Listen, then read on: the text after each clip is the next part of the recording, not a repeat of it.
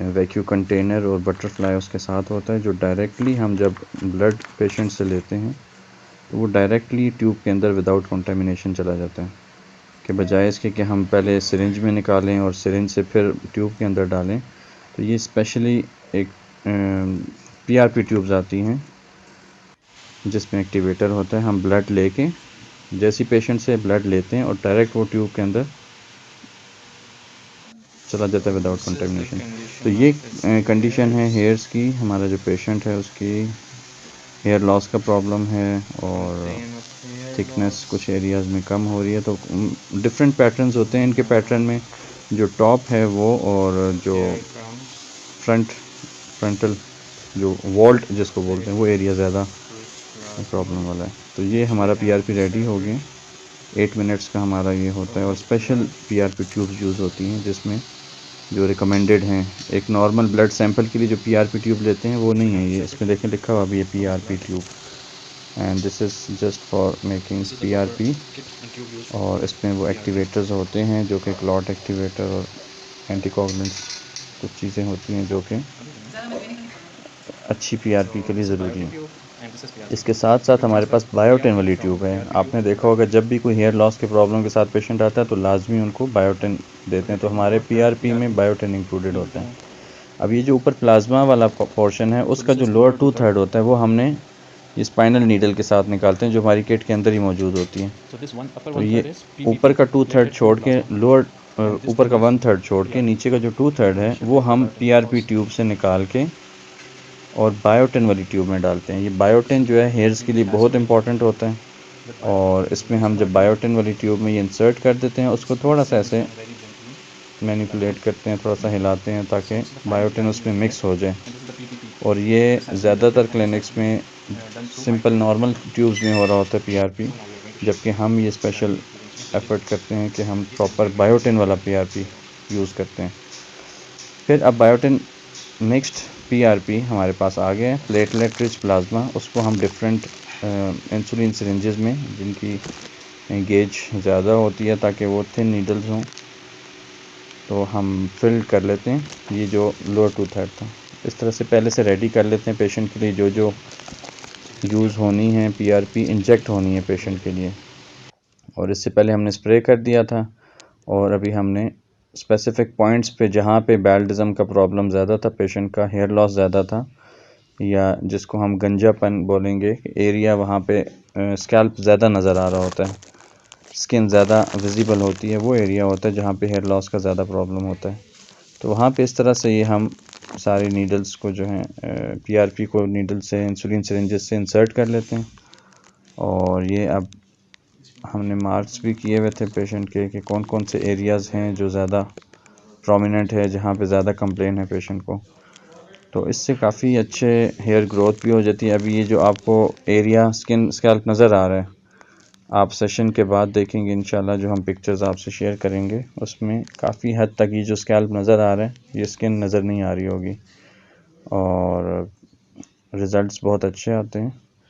इसमें injection technique भी special होती है, लाइक हम कुछ एक स्पेसिफिक डिग्री में 45 डिग्री में उसके बेवल की पोजीशन इस तरह से रखते हैं नीडल की कि पेशेंट को पेन कम से कम हो। हमने सिर्फ सिंपल स्प्रे किया हुआ पेशेंट को, और हम ब्लॉक भी कर सकते हैं नर्व्स को, लेकिन वो पेशेंट अवॉइड करता है अक्सर।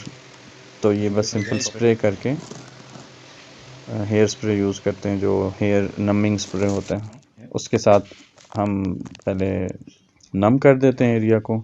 और अब इस तरह से जो जो एरियाज़ हैं स्पेशली जहाँ पे बालों की ग्रोथ कम है उन एरियाज़ में इंजेक्ट कर देते हैं इस तरह से। और इसका स्पेसिफिक थोड़ा सा टाइम को भी हमने नोट करना होता है कि हम इतना ज़्यादा डिले ना करें कि कुछ एरियाज़ में फिर पेशेंट को पेन ज़्यादा होना शुरू हो जाता है। जैसे जैसे टाइम गुजरता है थोड़ा सा वो स्प्रे का असर भी कम होता है, लेकिन अगर टेक्निक अच्छी हो तो पेशेंट कंफर्टेबल रहता है ट्रीटमेंट के दौरान। और आपको पेशेंट के रिस्पॉन्स से भी लग रहा होगा कि कुछ ख़ास बहुत शदीद पेन नहीं होती, हल्की फुल्की सी वो नीडल पिंचिंग की होती है जैसे इंसुलिन सिरिंजेस में हम जब करते हैं। तो इस तरह से हमने देखने कौन से एरियाज़ कवर हो गए कौन से नहीं हुए। तो ये तो इंजेक्शन टेक्निक और इंजेक्शन थे जो कि हमने इंजेक्ट किया पेशेंट को पीआरपी प्लेटलेट रिच प्लाज्मा। अब जो हम निकाल रहे हैं ये अपर 1/3 है, ऊपर का जो 1/3 पोर्शन रह गया था पूरे प्लाज्मा में से, उसमें ये वो पोर्शन है जिसमें प्लेटलेट बहुत ज़्यादा नहीं होते, उसको कहते हैं PPP, यानी कि प्लेटलेट पुअर प्लाज्मा।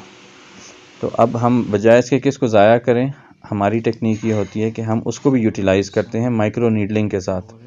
अब आप सामने स्क्रीन पे देख रहे होंगे ये माइक्रो नीडलिंग हमने ऑन कर दी है, और डॉक्टर पेन, डर्मा पेन इसको बोलते हैं, डॉक्टर पेन या डर्मा पेन। इसमें ये डिफरेंट, ये देखेंगे मल्टीपल नीडल्स होती हैं, 36 नीडल्स हम यूज़ कर रहे हैं, यानी इस पेन के अंदर 36 छोटी छोटी नीडल्स होती हैं जो कि एक स्पेसिफिक फ्रीक्वेंसी के साथ इंजेक्ट होती हैं, प्रिक करती रहती हैं। प्रिक करने के एक तो ये फ़ायदा होता है कि कोलेजन भी इंड्यूस हो जाता है और स्टिमुलेशन मिल जाती है, प्लस जो आपकी जो प्लाज्मा यूज़ कर रहे हैं वो पेशेंट को अच्छी तरह से कोलेजन की स्टिमुलेशन से और वो जो बॉडी रिस्पॉन्स अच्छा देती है उसमें हमने देखा है कि जब भी आप PRP के साथ माइक्रो नीडलिंग करते हैं तो रिज़ल्ट हमें बड़े अच्छे आते हैं। इसमें डिफरेंट डेप्थ और फ्रीक्वेंसी होती है। अब हम डेप्थ बढ़ाते जा रहे हैं, पेशेंट से साथ साथ पूछते जा रहे हैं कि उनको फ़ील हो रहा है, ये पिंचिंग फ़ील होती है या नहीं होती, और इसका लेवल पहले सेट करना होता है। लाइक हमें देखना होता है कि पेशेंट को लाइट लाइट सी पिंचिंग फ़ील हो रही हो, और साथ साथ ही हम ये प्लाज्मा भी इंजेक्ट करते ऊपर स्प्रेड करते जा रहे हैं ताकि जितना ज़्यादा जल्दी हम उसको स्प्रेड भी कर रहे हैं और साथ साथ उसको माइक्रो नीडलिंग भी कर रहे हैं। तो पेशेंट कंफर्टेबल है, आपको पेशेंट के एक्सप्रेशन से भी पता चल रहा होगा कि वो कंफर्टेबल है, और ये साथ साथ प्रोसीजर चलता जा रहा है, और हम इस तरह से थोड़ा सा प्लाज्मा गिरा के, और ये प्रॉपर टेक्निक है। आम तौर पे ऐसे होता है कि बस वो इंजेक्ट करके तो हम माइक्रो नीडलिंग नहीं करते। माइक्रो नीडलिंग का फ़ायदा ये होता है जो एक तो इंजेक्ट किया हुआ PRP और उसके ऊपर जो हम प्लाज्मा ऐड कर रहे हैं वो जब कोलेजन स्टिमुलेट होता है, और जो हम माइक्रो ट्रॉमा देते हैं उसके रिस्पॉन्स में यहाँ पे जैसे हमें कोई इंजरी होती है, जिस समय कोई बॉडी में कोई भी इंजरी होती है तो वहाँ पे एकदम से ग्रोथ फैक्टर्स आने शुरू हो जाते हैं कि कोई बॉडी को नुकसान पहुँच रहा है तो हम उसका रिस्पॉन्स दें। तो इसी तरह से जब माइक्रो नीडलिंग होती है तो वो माइक्रो इंजरीज जो है उसके रिस्पॉन्स में ग्रोथ फैक्टर्स, प्लेटलेट्स, ये चीज़ें ज़्यादा आना शुरू हो जाती हैं। तो इसके रिस्पॉन्स में ब्लड सर्कुलेशन बढ़ती है, ग्रोथ बढ़ती है, और पेशेंट को काफ़ी हेयर लॉस में फ़ायदा होता है, और वो हेयर्स की जो थिकनेस है वो भी बढ़ती है, और जो छोटे छोटे हेयर जो रुके हुए होते हैं जिनकी ग्रोथ नहीं हो रही होती उनकी ग्रोथ बेहतर होना शुरू हो जाती है। और इस तरह से कंफर्टेबली ये procedure hardly I think it takes may be 20 minutes से 30 मिनट्स तक का ये सारा प्रोसीजर होता है। और अभी आप ये हेयर्स की कंडीशन देख लें पेशेंट की कि ये अभी कंडीशन है हेयर्स की, और हम इनकी पोस्ट ऑपरेटिव यानी कि जब PRP हो चुकी होगी उसके कुछ टाइम के बाद की पिक्चर्स भी हम अभी देखें। ये एरियाज़ आपको नज़र आ रहे हैं बिल्कुल बैल्डिज़म टाइप का, यानी कि वो स्कैल्प नज़र आ रहा है, विजिबल है कि यहाँ इन एरियाज़ में बाल नहीं हैं। और अगर माइक्रो लेवल पे थोड़ा सा देखें ना तो छोटे छोटे बाल होते हैं, लेकिन वो उनकी ग्रोथ अच्छी नहीं हो रही होती। तो ये प्लाज्मा को हम स्प्रेड करके ये माइक्रो ट्रॉमा देते हैं जिससे ग्रोथ स्टिमुलेट हो जाती है। तो जैसी ब्लड सर्कुलेशन आएगी, किसी जगह पे भी ब्लड आता है तो ब्लड अपने साथ खाली ब्लड नहीं होता, उसमें ग्रोथ फैक्टर्स भी होते हैं, उसमें प्लेटलेट्स भी होते हैं, उसमें कोलेजन और ये सारी चीज़ें जो स्टिमुलेट करने की सलाहियत होती है। उससे फ़ायदा ये होता है कि हेयर्स की ग्रोथ भी अच्छी हो जाती है और थिकनेस भी अच्छी हो जाती है। हेयर लॉस का जिनको प्रॉब्लम हो वो भी फ़ायदा होता है, और बालों के तकरीबन जितने मसाइल हैं PRP एक नेचुरल तरीके से उनको फ़ायदा पहुंचाती है, बालों को भी और आपकी जो स्कैल्प होता है। अब इसमें और भी प्रॉब्लम्स पेशेंट को होते हैं, जैसे कि वो ब्लड सर्कुलेशन अच्छी ना होने की वजह से जो स्कैल्प होता है वो ख़राब भी हो रहा होता है, लाइक उसमें ड्राइनेस, और वो बेसिकली यही होता है कि आपकी वहाँ पे पेरिफेरल एरिया में या टॉप के सर के एरिया में कुछ ऐसे एरियाज़ होते हैं जहाँ पे ब्लड सर्कुलेशन प्रॉपर ना होने की वजह से ये प्रॉब्लम्स आ जाते हैं। तो इस तरह से ये स्प्रेड करके और प्रॉपर एक एक पॉइंट हम देख रहे हैं जहाँ जहाँ हम पेशेंट को ये चीज़ें ऐड करके और ये सारा स्प्रेड कर देते हैं माइक्रो नीडलिंग के थ्रू। और तकरीबन हमारी ये माइक्रो नीडलिंग कंप्लीट हो चुकी है। और इसके साथ ही आप पेशेंट को भी देखें, वो कंफर्टेबली माशाल्लाह प्रोसीजर करवा रहे हैं और ये कंप्लीट हो गया माइक्रोनेडलिंग। ये पिक्चर्स हैं पहले की, पेशेंट की हमने जब स्टार्ट किया था प्रोसीजर उससे पहले की, और ये जब हमने पीआरपी कर दी तब की पिक्चर्स हैं। और रिज़ल्ट्स आप देखेंगे ये इसके बाद, ये देखिए, ये 2 वीक्स पूरे 15 डेज़ के बाद पेशेंट ने विज़िट किया। अभी ऑफिस में बैठे हैं और देखें कि ग्रोथ कितनी अच्छी हुई है माशाल्लाह। तो ये है रिज़ल्ट हमारी पीआरपी का। और ये अभी फर्स्ट सेशन है।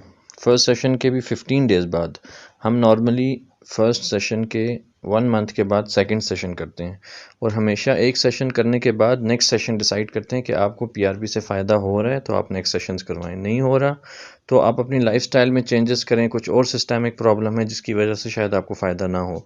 इसलिए हर पेशेंट के लिए पीआरपी नहीं होती, हम फर्स्ट सेशन के बाद रिज़ल्ट देख के सेकंड, थर्ड, फोर्थ सेशन करते हैं। तो ये डिफरेंट सेशंस होते हैं हर पेशेंट के हेयर ग्रोथ के मुताबिक।